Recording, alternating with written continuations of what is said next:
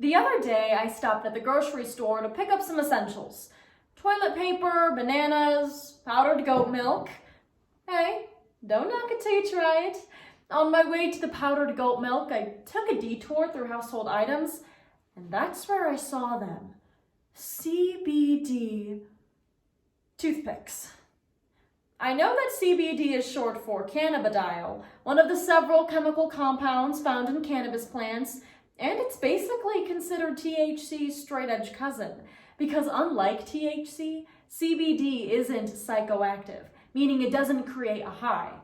I know all this, yet I still don't know how CBD ended up in my toothpicks. And for that matter, how it ended up in my hand sanitizer, shampoo, leggings, and tampons.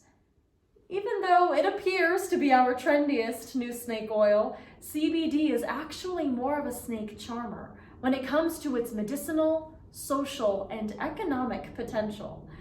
So today, we'll first discuss the ABCs of CBD. Next, we'll explore the ways CBD is misused.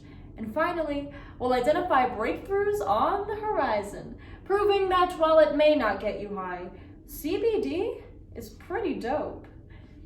Long before Kim Kardashian West's CBD-themed baby shower, CBD was merely a blip on the scientific radar when it was first extracted from the cannabis plant in 1940. Fast forward 80 years, and not even the Kardashians can keep up with CBD.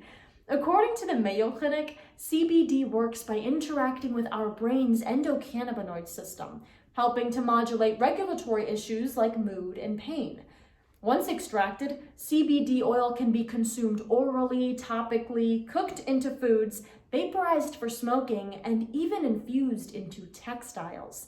For example, to prevent muscle soreness, clothing company Akabata infuses their workout wear with CBD through a process called microencapsulation.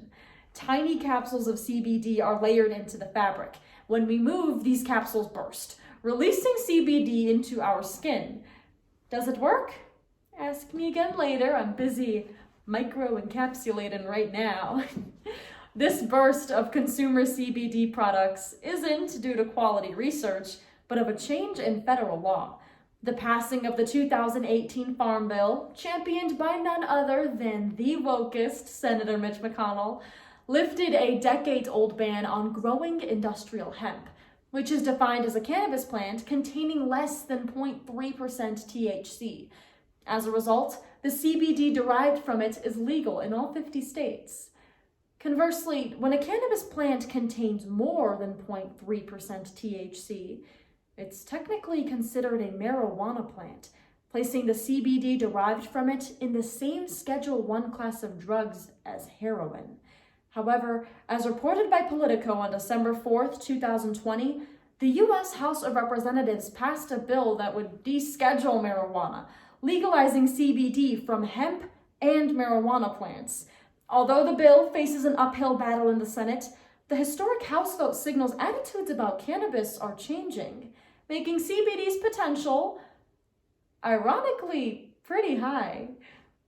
Because CBD is kind of legal, but also kind of illegal, the Cannafusion has made federal agencies slow to regulate the booming CBD industry, enabling beliefs and practices that are a definite CB don't.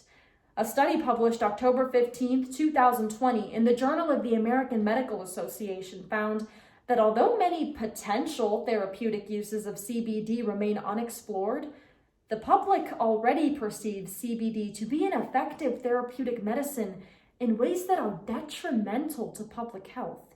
This is largely because the absence of federal oversight enables CBD products to be marketed as miracle cure-alls for conditions such as autism, diabetes, Alzheimer's, and cancer. In addition to citing the danger of foregoing scientifically proven medications in favor of CBD, researchers of the aforementioned study cite several documented cases of CBD products leading to mass poisonings, because unlike FDA-approved medications, there are no uniform safety and production standards governing CBD. Moreover, Increased skepticism of our scientific and medical institutions, coupled with a healthcare system that continually disappoints, leaves the general public vulnerable to pseudoscientific claims and to those seeking to capitalize on that vulnerability. According to the FDA's website, as of November 9th, 2020, 14 companies have been sent cease and desist notices for advertising their CBD products to treat COVID-19, a predatory misrepresentation that gives consumers a false sense of security, putting their lives at risk. However, even if these 14 companies comply with the FDA's warning, 14 more will just pop up in their place. Because as long as the marketers outnumber the regulators, CBD will remain one big game of whack-a-mole for the medical community. Just because there's not currently enough information to substantiate CBD treating many major medical issues doesn't mean there won't be. As of January 1st, 2021, 126 CBD clinical trials have been registered with the National Institutes of Health for possible therapeutic use. The first and only FDA-approved cannabinoid-based drug is Epidiolex, which in 2018 received approval for treating rare forms of epilepsy, like that experienced by 6-year-old Charlotte Fiji. According to a May 23, 2020 article published by the New York Times, Charlotte used CBD to help treat her epilepsy after traditional treatments almost killed her. Within a week of her first CBD dose, Charlotte's weekly seizures went from 300 to 0. Thanks to Epidiolex, the FDA has committed to the development of new drugs from cannabis-derived compounds, and scientists are already testing CBD prescriptions to help ease symptoms associated with endometriosis, arthritis, Parkinson's, Crohn's disease, anxiety, and even addiction. According to a study published November 1st in the American Journal of Psychiatry, 400 to 800 milligrams of CBD delivered to opioid dependents over 3 days significantly reduced the drug cravings and anxiety induced by triggers such as drug paraphernalia or videos showing heroin use. Participants in this study also reported feeling these effects a week after their final CBD dose. For reference, the active wear from Akabata contains only 25 milligrams of CBD, so the dosing in this study is very much prescription strength. CBD pharmacology advocates hope findings like this mitigate the stigma surrounding cannabis as medicine, turning what was once considered a dangerous gateway drug into a meaningful tool for recovery. CBD toothpicks are weird. CBD tampons are weirder. One thing's for sure, whether it's the grocery store or the pharmacy, you never know where a ride on the canny bus will lead.